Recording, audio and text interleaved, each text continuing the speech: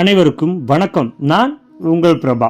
சிந்தனை, செயல், எண்ணம் மூன்றும் நேர்கோட்டில் இருந்தால் வெற்றி நமக்கு. ஒரு ஊரில் ஒரு முனிவர் இருந்தார். அந்த முனிவர்கிட்ட பல சீடர்கள் இருந்தாங்க.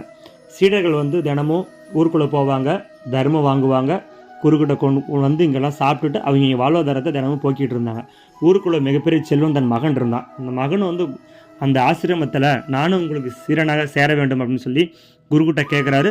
குரு, நீங்கள் எப்படி மிகப்பெரிய செல்வந்தன் மகனாயிட்டு இங்கே தரையில் தான் படுக்கணும், நீங்கள் உங்களுக்கு ஏற்ற மாதிரி வசதி இங்கே எதுவுமே கிடையாது, தர்மம் வாங்கி தான் சாப்பிட்ணும் அப்படின்னு சொல்லிடுறாரு. உடனே நான் பரவாயில்ல, நான் எல்லாமே நான் என்னுடைய நான் சிந்தனை செயல் நல்லா இருக்குன்றதுக்காக நான் வந்திருக்கேன், கண்டிப்பாக நான் செஞ்சுக்குவேன் அப்படின்னு சொல்கிறாரு. சரி, ஓகே. எல்லோரும் ஓய்வெடுக்கிறாங்க, ஓய்வெடுக்க போயிடுறாங்க. நைட்டு இந்த செல்வந்தனுக்கு இரவு தூக்கமே வரல. எப்போறா நாம் தர்மம் வாங்கி சாப்பிட முடியும் அப்படின்னு சொல்லிட்டு சிந்திச்சுக்கிட்டே படுத்துட்ருக்காரு.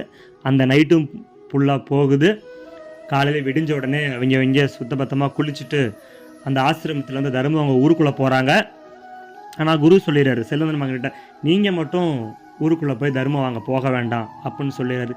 ஏன் குருவே, நானும் இவங்கள மாதிரி ஒரு சீடன் தானே, இல்லை கொஞ்ச நாள் போகட்டும், இவங்க வாங்கிட்டு வரட்டும், நீங்கள் போக வேண்டாம் அப்படின்னு அப்போ எனக்கு சாப்பாடு தேவையே, சரி நான் சொல்கிற இடத்துக்கு நீங்கள் போங்க, உங்களுக்கு சாப்பாடு ரெடியாக இருக்குன்னு குரு சொல்லி அனுப்பிடுறாரு.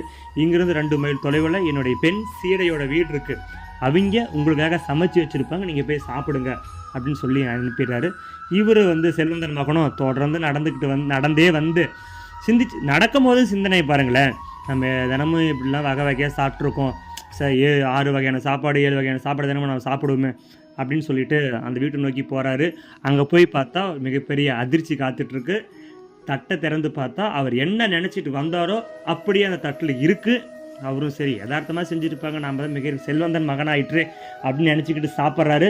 சாப்பிட்டுட்டு இருக்கும்போது இன்னொரு சிந்தனை வருது, நம்ம சாப்பிட்டு முடிச்சுட்டு கொஞ்ச நேரம் ஓய்வு எடுப்போமே, இங்கே எப்படி நம்ம ஓய்வு எடுக்க முடியும்னு சொல்லிட்டு சாப்பிட்டுட்டு கிளம்ப பார்க்குறாரு. கிளம்பும் பொழுது அந்த அம்மா கூப்பிட்டு, நீங்கள் கொஞ்சம் நேரம் ஓய்வு எடுத்துகிட்டு போங்களே, நீங்கள் இருந்து போகிறதுக்குள்ளேயே சாப்பிட்ட ஜீரணமாகிடும், ஓய்வு எடுத்துகிட்டு போனால் உங்களுக்கு கொஞ்சம் பரவாயில்லையாக இருக்கணும்னு சொல்கிறாங்க.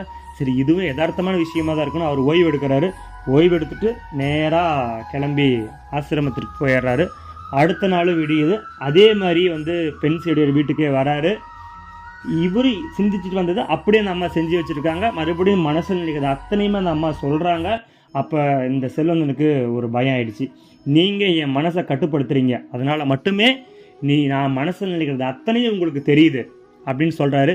அப்படியெல்லாம் ஒன்றும் இல்லைப்பா, உன் மனசை நான் கட்டுப்படுத்தலை, எனக்கு நான் சிந்திக்கிறத நிறுத்திட்டேன், அதனால் எனக்கு என்ன சிந்திக்கிறாங்களோ அப்படி எனக்கு தெரியும், நான் அதுபடி நடந்துக்குவேன் அப்படின்னு சொல்கிறாங்க. ஐயோ, இந்த செல்வந்தன் மகனுக்கோ தூக்கி வாரி போட்டுருச்சு.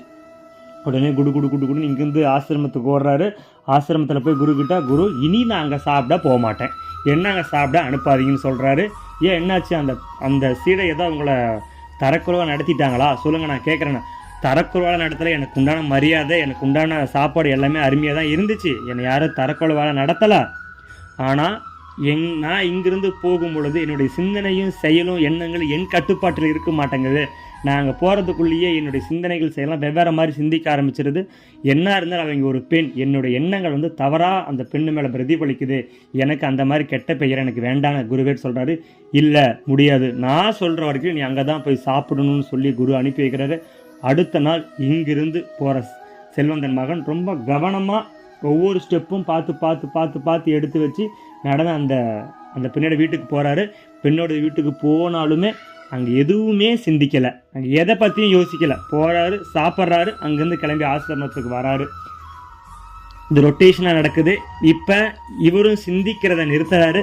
நல்ல எண்ணங்களும் நல்ல சிந்தனைகளும் நல்ல செயல்கள் மட்டும் இவர் மனசில் வருது. இவரும் அந்த ஆசிரமத்தில் ஒரு நல்ல சீரனாக வாழ்வாதாரத்தை கடத்திட்டுருக்காரு. இதுதான் அந்த கதையோட நீதின்னு கேட்டிங்கன்னா, நாமும் அப்படித்தான். எதிரில் இருக்கீங்களோ இல்லை நாம்ளோ சரி, நாம் ஏதாவது அவரை தவறாக நினச்சிட்டாலோ அவரு நம்மளை தவறாக நினச்சிட்டாலோ கண்டிப்பாக அந்த இடத்துல பாதிப்பு நம்ம 2 பேர்த்துக்குமே நடக்கும். அதனால் யாரை பற்றியும் சிந்திக்க வேண்டாம். நல்லதே நினைப்போம், நல்லதே நடக்கும்.